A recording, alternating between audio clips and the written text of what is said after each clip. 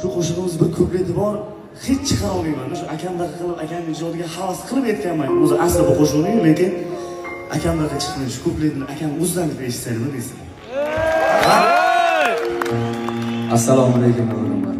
Ko'mga omad yor bo'lsin iloyim. Juda ham xursand bo'ldim men.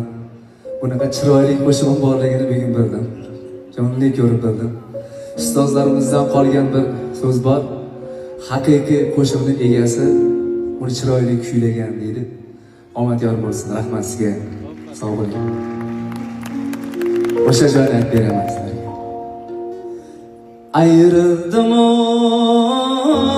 tushlarimda ko'rdim seni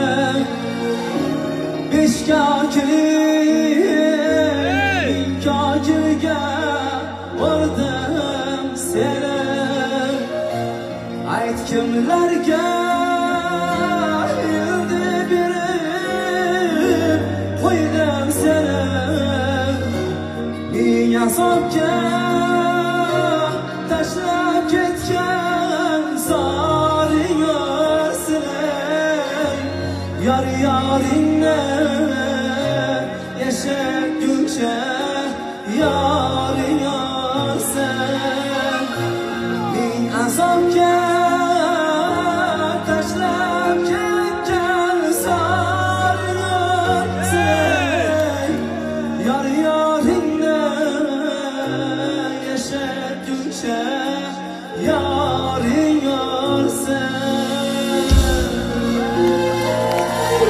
Sağ olun.